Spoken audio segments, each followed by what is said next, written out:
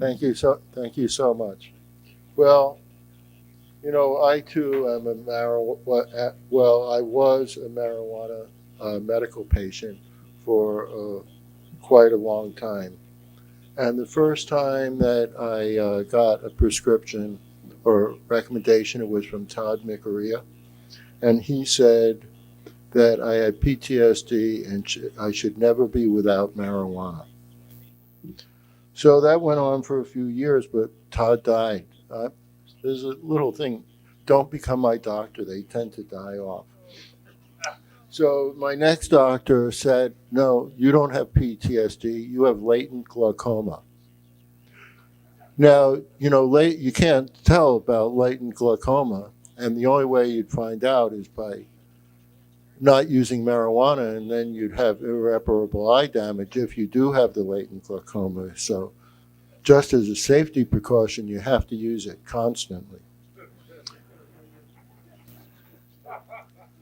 Well, that doctor moved away, and so I went to see Mike Alcalay, and he gave me a recommendation and said that I don't know why he said this, but that I had mocking and disruptive behavior.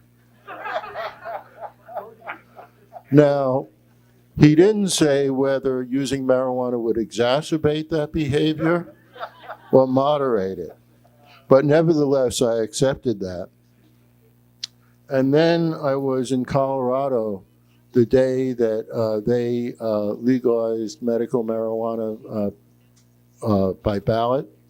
And that's when I realized marijuana was a miracle drug because I didn't have to use it anymore for medicine.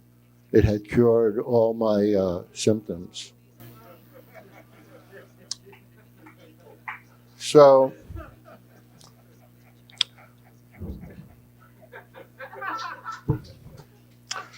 then, I wanted to say a little bit about my trial. Well, first of all, never fuck with a yippie. It just doesn't do the government any good to do it. And, I have a new book out, and Angela Baca, who is a co-author of the book, said that she didn't understand my trial completely until she saw the trial of the Chicago 7. And certainly, it was some of the same characters in both of those trials. So in terms of people who knew each other and from the yippie thing. And the thing about yippies is when freedom is outlawed, only outlaws will be free. And it's like that. And unlike other liberal progressive organizations, it didn't accept money from government grants or other, from private charities. We earned our money one way or another.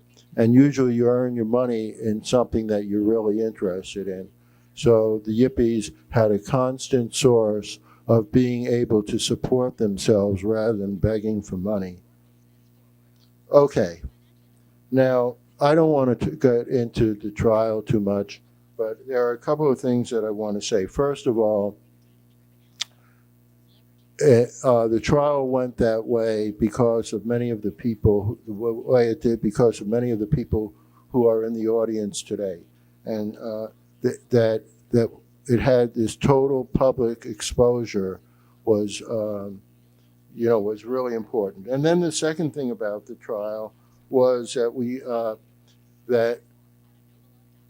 we had a different attitude. And that was, I knew that I was not going to go to prison. Now, I know a lot of prisoners knew that too before trial, but that carried me through. But now here's the important thing that I want to talk about.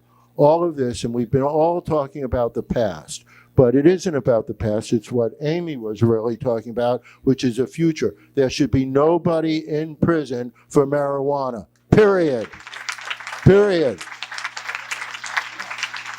Not for life, not for a year, not for 3 months, not even overnight. Nobody in prison. That's number one.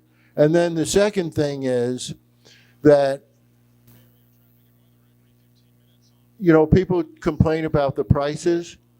I don't care about the prices as long as people have the right to grow their own. And especially in California, where we have an imperfect law that fractionalizes a state. So if I'm in one county, I can grow, or in one city, I can grow, and in the other city, I have to grow in my apartment or something, even though I might have acreage outdoors. And it's just unfair. And so are the plant counts unfair. We have to do it by canopy, not by plant count. So somebody who's growing 100 little plants shouldn't be treated the same way as someone who's growing 100 big plants, and do it by canopy so that people are treated more fairly in terms of legalization. And the other thing is that we have to have more giveaway and more farmers markets, and especially these farmers markets. But the main thing is get the people out of prison. And, I would like to say that Steve D'Angelo, also another yippie, we're not yippies anymore. I think we're even past MAPES, which would be the Middle Age Independence Party. But we should, he started the organization to get people out of prison, and it is Last Prisoner Project, and it is so important and is doing such effective work that everybody should volunteer for it in one way or another. And there are two ways to volunteer, and I know a lot of people here are settled in life, and it's one way is to give your time, and if you don't want to give your time, give your money. It's one of the two. But every prisoner deserves to be free, and we don't deserve